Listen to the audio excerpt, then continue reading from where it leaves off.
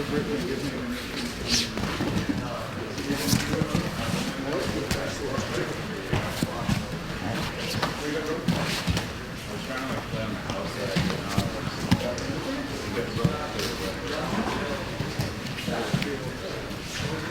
literally breathing. Hey, this guy was calling this move fake earlier. What's up, guys? I've shown the high-risk guillotine before. Okay, this is another great front headlock option. To be honest, I probably hit this one even a bit more often than the high-risk guillotine. This is the seated Kata-Gatame. Okay, it kind of looks like an arm-in guillotine, but it's very different, and the finishing mechanics are very different. So I'll show you guys a few different ways to set it up and a few different reactions you might get and how to follow up. So the place that I most commonly hit it off of is actually a situation where I'm behind my partner rather than in this front headlock. So first we'll go over the most common way. Okay, this is normally a situation where, just rotate for 1 second, where I can get my knee in between my partner's elbow and his knee. Let's actually just rotate a little bit more so they can see. So anytime, yeah, I can get my knee inside like so. This is a great time to start sitting into that seated Kata-Gatame. I normally do this when I feel like I'm struggling to get hooks in and actually get a score, or maybe, you know, time's running low and you guys need to get a submission. So, okay, you guys can start in either seatbelt, double unders, unlocked hands, it doesn't really matter. Okay, eventually what we're gonna end up doing is we're gonna end up transferring from our locked hands up to this far trap grip. Now, from here, what I'm gonna look to start doing is I'm gonna start shooting my right hand through and around my partner's head, and at the same time, I'm gonna start committing down towards my right hip.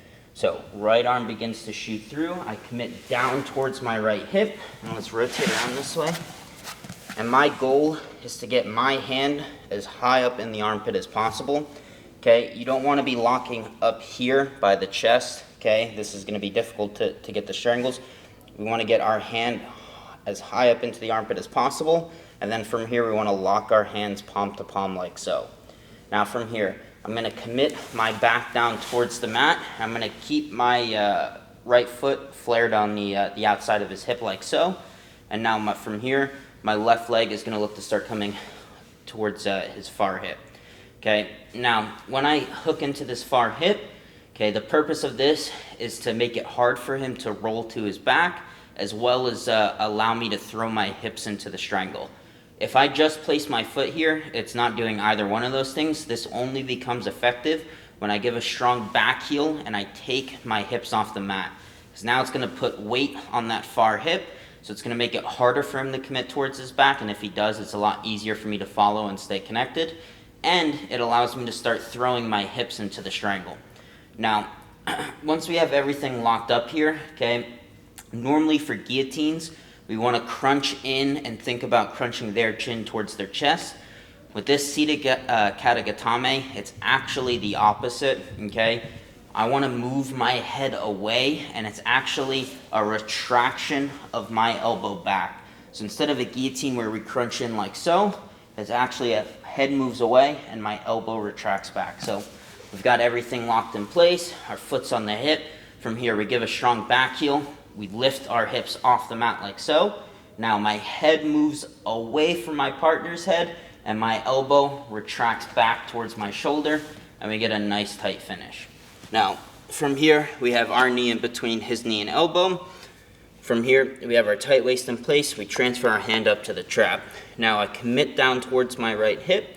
As I commit down towards my right hip, my right arm shoots all the way through, and I look to get my hand high up into the armpit like so.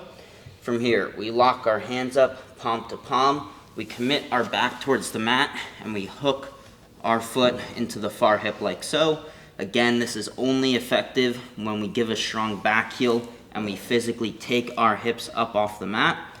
Now, we have everything locked in tight. My head's gonna move away, and I'm gonna retract my right elbow kind of back towards my right shoulder.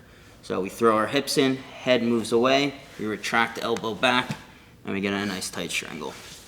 So a common reaction you guys might get is people will start committing their hip down towards the mat.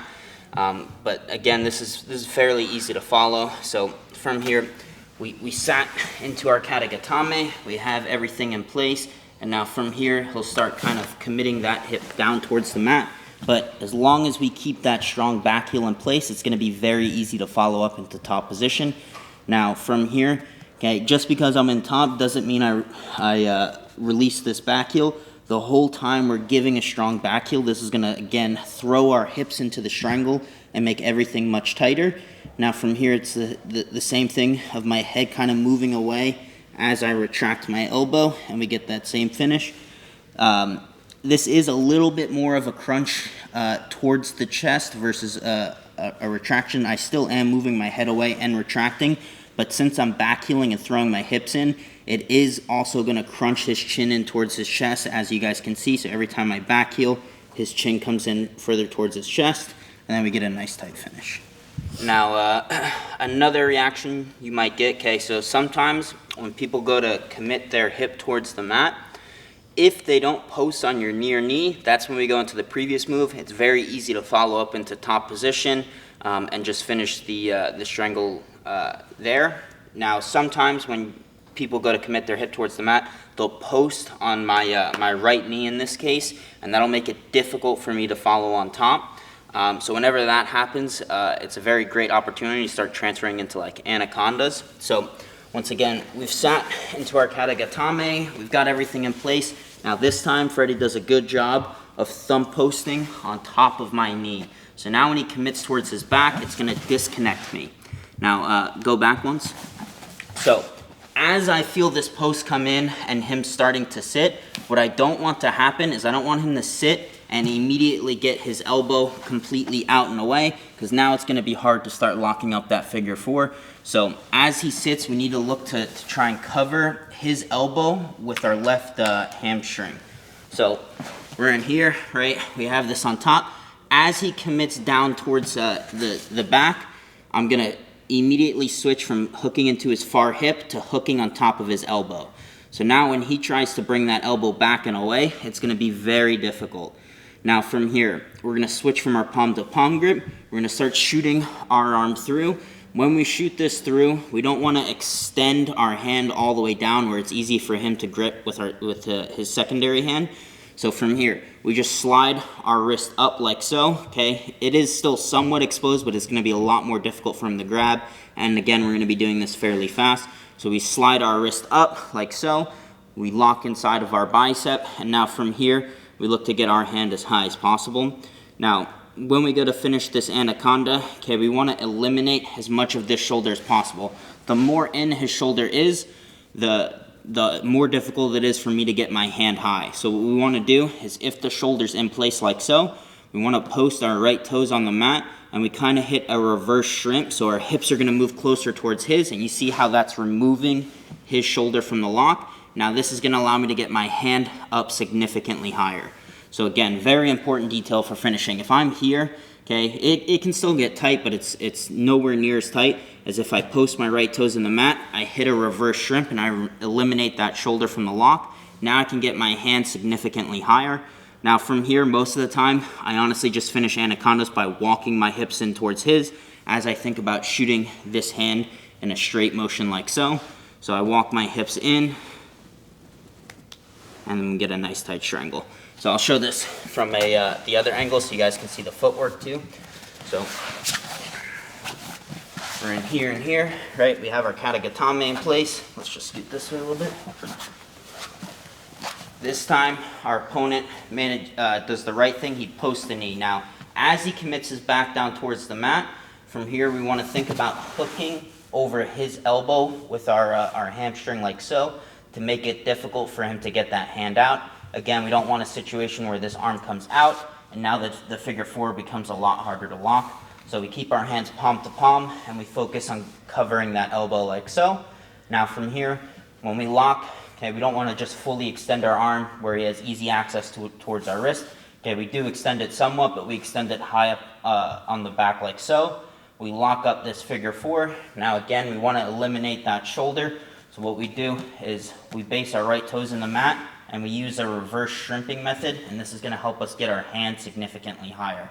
Now from here, we just think about walking our hips in towards our partners, as we give a nice tight squeeze and we get a nice anaconda finish.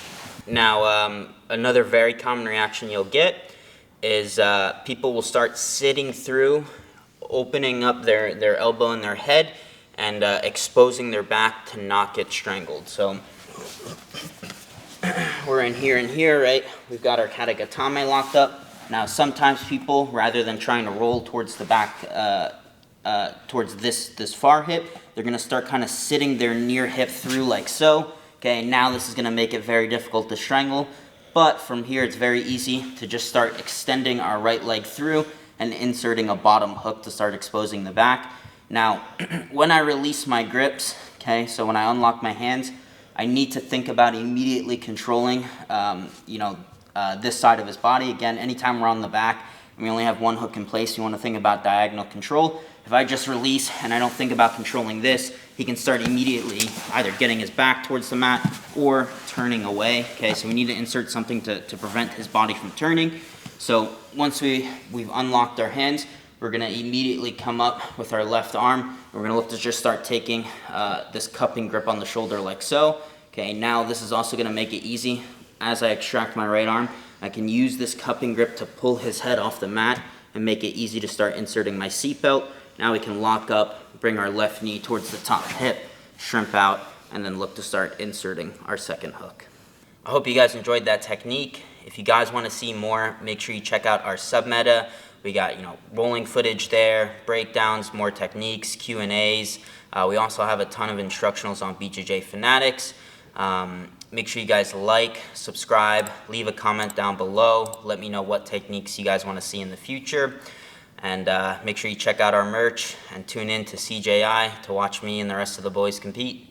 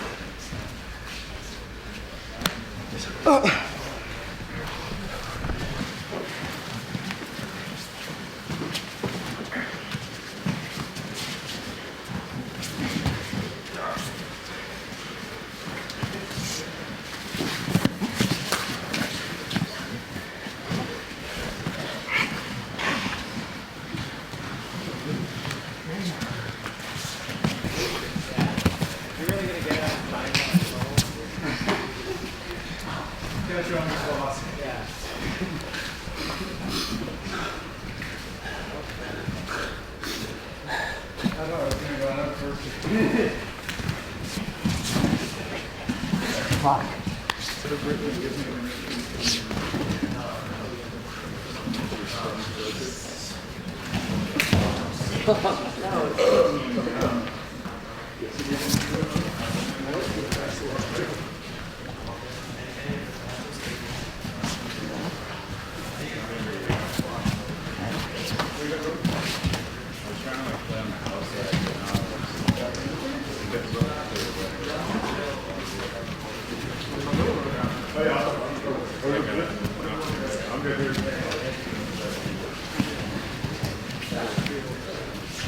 He's literally breathing.